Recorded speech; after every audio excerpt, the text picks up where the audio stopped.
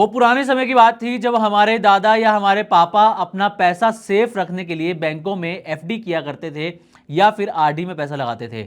आज के समय में लोग धीरे धीरे इन्वेस्टमेंट लिंक्ड सेविंग स्कीम्स की तरफ बढ़ते हुए नजर आ रहे हैं और ये बैंक डिपॉजिट, आरडी, एफडी जैसे सेविंग इंस्ट्रूमेंट्स धीरे धीरे चलन से बाहर होते हुए दिखते हैं, जिसकी वजह से कहीं ना कहीं बैंकों के सामने एक बड़ी समस्या आती हुई नजर आ रही है। इस डिपॉजिट की वजह से, यानी कि जो एफडी थी, आरडी थी, बैंक डिपॉजिट जो थे, इससे बैंकों के पास लिक्विडिटी मेंटेन रहती थी, जिससे कि बैंक लोगों को आसानी से कर्ज दिया करते थे। अब क्योंकि बैंकों की कमाई का सबसे बड़ा जरिया यही लोग होते हैं, ऐसे में बैंकों में लोगों का डिपॉजिट घटना एक चिंता की बात है। तो आखिर क्या है ये पूरा मामला और इसके पूरे बैंकिंग सिस्टम, लोन रेट और यहाँ तक कि लोन की अवेलेबिलिटी पर क्या फ़र्क पड़ेगा, आइए जानने की कोशिश करते हैं इस वीडियो में। हमारे साथ आखिर तक बने रहिएगा। तो जैसा कि हमने आपको बताया कि बैंकों के सामने एक बड़ी समस्या आते हुए नज़र आ रही है। अब क्योंकि बात कर रहे हैं तो एक समय ऐसा था जब हम अपनी बचत को बैंकों के हवाले रखते थे। इससे दो फायदे थे, एक तो पैसों की सेफ्टी का इशू नहीं था और दूसरा इससे थोड़ा ब्याज भी कमाया जा सकता है।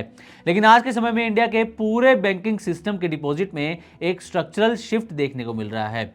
अब आखिर क्या है ये स्ट्रक्चरल शिफ्ट, इसे डिटेल में समझने की कोशिश करते हैं। पहले लोग अपने इनकम का बड़ा हिस्सा बैंक अकाउंट में डालते थे, सेविंग्स या फिक्स डिपॉजिट के रूप में, लेकिन अब वही पैसा लोग mutual funds, SIPs, stock market, UPI wallets, fintech apps, gold या सिल्वर जैसे मेटल में निवेश करते हुए नजर आ रहे हैं। क्योंकि आज के समय में लोग इन्वेस्टमेंट लेड सेविंग्स की तरफ ज्यादा जाने लगे हैं, जिसकी वजह से लोगों ने बैंकों में पैसा रखना कम कर दिया है। अब इसकी वजह से जहां पहले बैंकों में डिपॉजिट्स हर साल करीब 11% की रफ्तार से बढ़ती थी, वो अब ये घटकर 9.5% पर आ गई हैं। वहीं बैंकों की लेंडिंग यानी कि लोन देने की जो रफ्तार है वो बढ़ते बढ़ते 11.5% तक पहुंच गई है। यानी कि बैंक के पास पैसों की सप्लाई कम हो रही है और लोन की डिमांड बढ़ती जा रही है लगातार।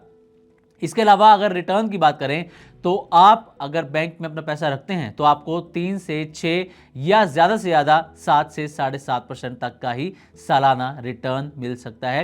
एफडीज में देखा जाए तो आपको कोई बैंक 6% ब्याज ऑफर करता है, कोई 6.5%, कोई 7%, कोई 7.5% ऑफर करता है, लेकिन 7-7.5% की जो रेंज है वो काफ़ी कम है। 6-6.5% तक ही आपको अमूमन यहाँ पर ब्याज मिलता है। और सेविंग अकाउंट की अगर बात करें तो इस पर आपको 3 से 3.5%, 4% के आसपास ही ब्याज मिलता है। पर अगर आपने सेफ से सेफ इंस्ट्रूमेंट जैसे कि म्यूचुअल फंड में अपना पैसा डाला है तो अमूमन 10 से 12% का आपको रिटर्न मिलने की यहाँ पर उम्मीद रहती है।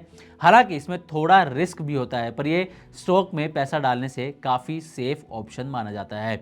यही एक मेन वजह है कि लोग बैंकों से अपना मुंह मोड़कर म्यूचुअल फंड या डेट मार्केट जैसे सेफ ऑप्शंस के अलावा शेयर मार्केट में अपना पैसा लगा रहे हैं, जिसकी वजह से बैंकों में लिक्विडिटी घटती हुई नजर आ रही है।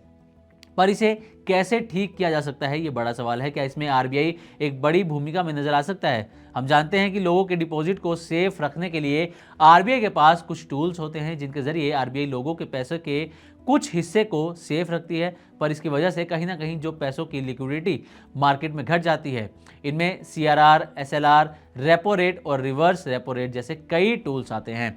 अगर सीआरआर यानी कि कैश रिजर्व रेशियो की बात करें तो ये टोटल डिपॉजिट्स का वो हिस्सा है जो हर बैंक को रिजर्व बैंक के पास कैश में रखना पड़ता है। जैसे अगर किसी बैंक के पास 100 रुपए की जमा है और सीआरआर 4.5% है तो 4.5 रुपए उसे आरबीआई के पास जमा कराने होंगे।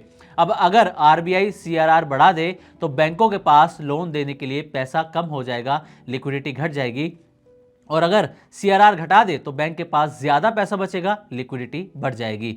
इसी तरह से एसएलआर के जरिए आरबीआई बैंकों को गवर्नमेंट सिक्योरिटीज में निवेश कराता है, जिसे आरबीआई सरकार के बिहाफ पर खुद ही जारी करता है। अगर आरबीआई एसएलआर घटाता है तो बैंकों के पास लोन देने के लिए ज्यादा पैसा बचेगा।